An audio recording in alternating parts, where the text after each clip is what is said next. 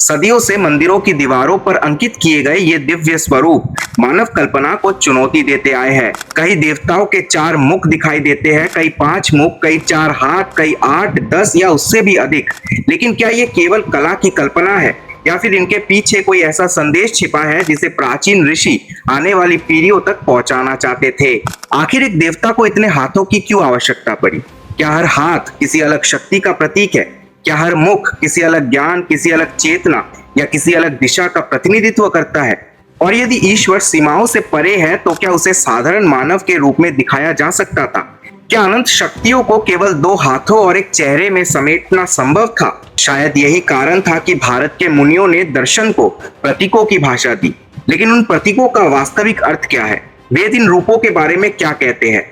और क्या इन अनेक हाथों और सिरों के पीछे छिपा है ब्रह्मांड और ईश्वर को समझने का एक प्राचीन वैज्ञानिक दृष्टिकोण? आज हम उसी रहस्य के द्वार को खोलने जा रहे हैं। तो चलिए बिना किसी विलंब के शुरू करते हैं।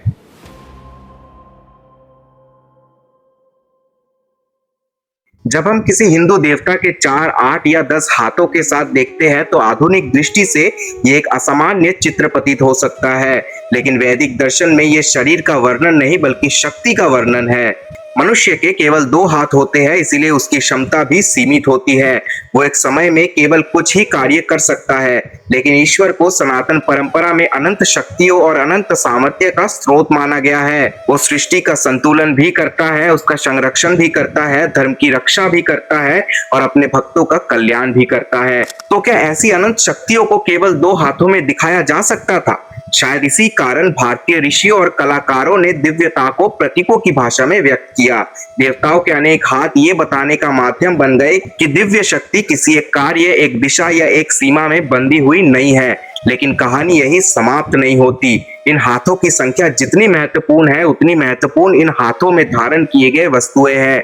क्योंकि सनातन परंपरा में किसी भी देवता के हाथ में रखा गया प्रत्येक अस्त्र और प्रत्येक चिन्ह अपने भीतर एक गहरा संदेश छिपाए हुए है। जब भगवान विष्णु के हाथ में सुदर्शन चक्र दिखाई देता है तो वो केवल एक अस्त्र नहीं होता, वो समय, व्यवस्था और धर्म की रक्षा का प्रतीक होता है। जब उनके हाथ में शंख दिखाई देता है तो वो केवल युद्ध की घोषणा का साधन नहीं होता बल्कि उस आदिम ध्वनि का प्रतीक होता है जिससे सृष्टि का आरंभ की कल्पना की गई।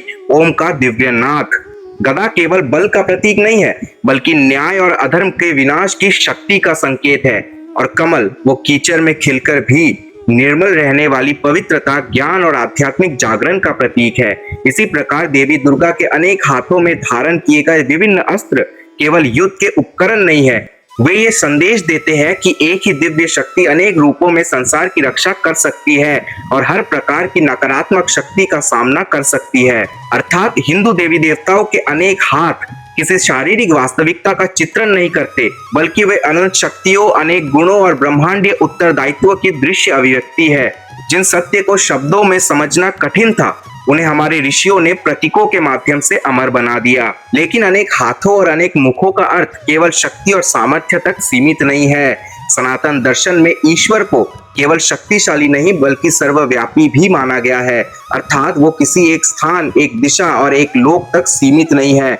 ऋषियों ने कहा कि परम सत्ता हर दिशा में विद्यमान है, हर जीव में विद्यमान है, हर कण में विद्यमान है। वो केवल आकाश में बैठा कोई दूरस्थ देवता नहीं बल्कि संपूर्ण सृष्टि में व्याप्त चेतना है। लेकिन एक ऐसी सत्ता जो हर दिशा में उपस्थित हो, उसे एक सामान्य मानव के रूप में कैसे दिखाया जाए? शायद इसी प्रश्न का उत्तर बने देवताओं के अनेक हाथ और अनेक मुख। अनेक हाथ ये संकेत देते हैं कि दिव्य शक्ति हर दिशा में कार्य कर सकती है। वो एक ही समय में असंख्य जीवों की रक्षा कर सकती है, सृष्टि के नियमों को संचालित कर सकती है और ब्रह्मांडीय संतुलन को बनाए रख सकती है। यही कारण है कि हिंदू प्रतिमा विज्ञान में अतिरिक्त हाथ किसी शारीरिक संरचना का नहीं बल्कि ईश्वर की सर्वव्यापकता और असीम कार्यशीलता का प्रतीक बन जाते हैं। लेकिन यदि अनेक हाथ शक्ति का प्रतीक है तो अनेक मुख किस रहस्य की ओर संकेत करते हैं? सनातन परंपरा में सिर केवल शरीर का अंग नहीं माना गया बल्कि ज्ञान, बुद्धि और चेतना का केंद्र माना गया है। इसीलिए जब किसी देवता को अनेक मुखों के साथ दर्शाया जाता है तो उनका अर्थ अतिरिक्त मस्तिष्क नहीं बल्कि विस्तृत चेतना और अनंत ज्ञान होता है। 4 मुखों वाले ब्रह्मा का स्वरूप इसका सबसे प्रसिद्ध उदाहरण है। उनके 4 मुखों को 4 वेदों, 4 दिशाओं और ज्ञान के 4 आयामों का प्रतीक माना जाता है। यह संदेश देता है कि दिव्य ज्ञान किसी एक दिशा या एक दृष्टिकोण तक सीमित नहीं होता। मनुष्य एक समय में केवल एक ही दिशा में देख सकता है, लेकिन दिव्य चेतना सभी दिशाओं को एक साथ देख सकती है। मनुष्य वर्तमान को देखता है, कभी कभी अतीत को याद करता है और भविष्य का अनुमान लगाता है, लेकिन दिव्य दृष्टि के लिए भूत, वर्तमान और भविष्य अलग अलग नहीं होते। क्या यही कारण है कि देवताओं के अनेक मुख बनाए गए? क्या वे हमें यह समझाने का प्रयास कर रहे थे कि ईश्वर की दृष्टि मानव दृष्टि से कहीं अधिक व्यापक है? शायद यही वो बिंदु है जहां हिंदू प्रतिमा कला केवल कला नहीं रह जाती, बल्कि दर्शन बन जाती है, क्योंकि यहाँ प्रत्येक मुख एक विचार है, प्रत्येक हाथ एक शक्ति है और प्रत्येक दिव्य स्वरूप उस सत्य की ओर संकेत करता है जिसे शब्दों में बांध पाना लगभग असंभव है।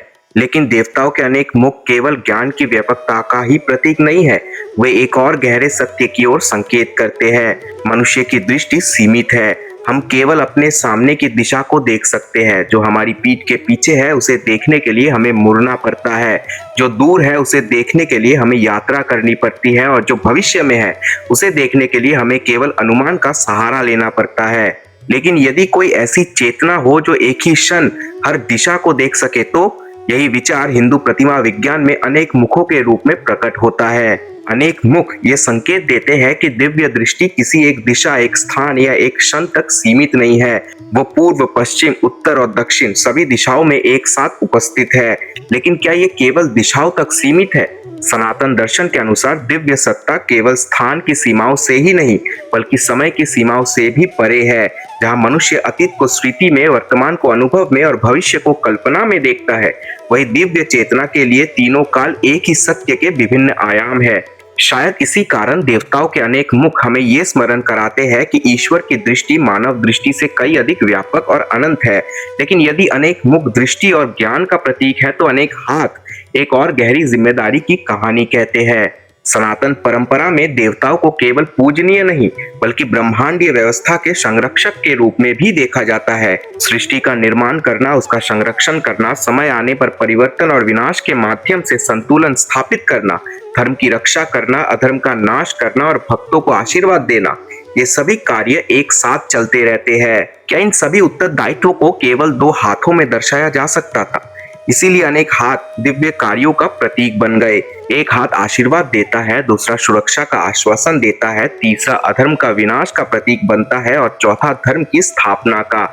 यही कारण है कि हिंदू देवताओं के अनेक हाथ और अनेक मुख किसी शारीरिक वास्तविकता का चित्रण नहीं करते, बल्कि वे ब्रह्मांड के संचालन में लगी अनंत शक्तियों, अनंत जिम्मेदारियों और अनंत चेतना की दृश्य अभिव्यक्ति है।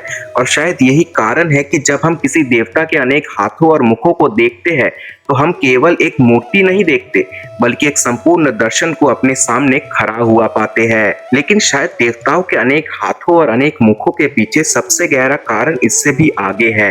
वेद और उपनिषद बार बार एक ऐसी परम सत्ता का वर्णन करते हैं जो निराकार है, अनंत है और मानव कल्पना से परे है, जिसका ना कोई आरंभ है ना कोई अंत, जिसे देखा नहीं जा सकता, छुआ नहीं जा सकता और किसी एक रूप या आकार में सीमित नहीं किया जा सकता। लेकिन एक प्रश्न हमेशा सामने खड़ा रहा होगा, यदि परम सत्य निराकार है तो सामान्य मनुष्य उसे कैसे समझे? यदि ईश्वर अनंत है तो सीमित मानव मन उसकी कल्पना कैसे करे? और यदि दिव्यता हर सीमा से परे है तो उसे एक चित्र, एक मूर्ति, एक स्वरूप में कैसे व्यक्त किया जाए? शायद इसी चुनौती का समाधान भारतीय ऋषियों ने प्रतीकों में खोजा। उन्होंने अनंत शक्तियों को अनेक हाथों में बदल दिया, अनंत ज्ञान को अनेक मुखों में रूपांतरित कर दिया, सर्वव्यापकता को अनेक दिशाओं में देखने वाली दृष्टि के रूप में चित्रित किया, और इस प्रकार वो सत्य जिसे शब्दों में समझना लगभग असंभव था, प्रतीकों की भाषा में साकार हो गया। यही कारण है कि हिंदू देवताओं के स्वरूपों को केवल कला या कल्पना के रूप में नहीं देखा जाता। वे दर्शन है, वे विचार है, वे उन आध्यात्मिक सिद्धांतों की दृश्य अभिव्यक्ति है जिन्हें ऋषियों ने ध्यान और अनुभूति के माध्यम से जाना था। लेकिन इन प्रतीकों का उद्देश्य केवल दर्शन को चित्रित करना नहीं था, उनका एक और उद्देश्य था उपासना को सरल बनाना, क्योंकि मनुष्य का मन स्वभाव से किसी रूप, किसी चिन्ह और किसी प्रतीक से जुड़ने में अधिक सहज होता है। जब एक भक्त भगवान विष्णु के हाथ में सुदर्शन चक्र देखता है तो उसे धर्म की रक्षा और समय के शाश्वत चक्र का स्मरण होता है। जब वो शंख को देखता है तो उसे सृष्टि के आदिम नाद की अनुभूति होती है। जब वो कमल को देखता है तो उसे पवित्रता और वैराग्य का संदेश मिलता है, और जब वो अभय मुद्रा में उठे हुए हाथ को देखता है तो उसे एक मौन आश्वासन सुनाई देता है, डरो मत, मैं तुम्हारे साथ हूँ। इसी प्रकार देवी के हाथों में धारण किए गए प्रत्येक अस्त्र और प्रत्येक प्रतीक केवल सजावट नहीं है, वे ध्यान के केंद्र है, वे आध्यात्मिक शिक्षाएं हैं, वे ऐसे संदेश है जिन्हें शब्दों से अधिक गहराई से अनुभव किया जा सकता है। और शायद यही कारण है कि हिंदू मूर्ति कला केवल पत्थर को तराशने की कला नहीं है, ये दर्शन को दृश्य रूप देने की कला है। ये प्रतीकों में छिपे ज्ञान को पीढ़ी दर पीढ़ी जीवित रखने की परंपरा है, और यही अनेक हाथों और अनेक मुखों का वास्तविक रहस्य है। तो अगली बार जब आप किसी हिंदू देवता को अनेक हाथों या अनेक मुखों के साथ देखें तो उन्हें केवल एक चित्र या कल्पना के रूप में ना देखें, उनके पीछे छिपे उस संदेश को समझने का प्रयास करें जिसे हमारे ऋषियों ने प्रतीकों की भाषा में व्यक्त किया, क्योंकि सनातन परंपरा में हर स्वरूप, हर अस्त्र और हर प्रतीक के पीछे एक गहरा अर्थ छिपा है। अगर आपको ये जानकारी रोचक लगी हो तो वीडियो को लाइक करें, चैनल को सब्सक्राइब करें और ऐसे ही रोचक और रहस्यमय जानकारियों के लिए हमारे साथ जुड़े रहे। मैं आपसे मिलूंगा अगले वीडियो में।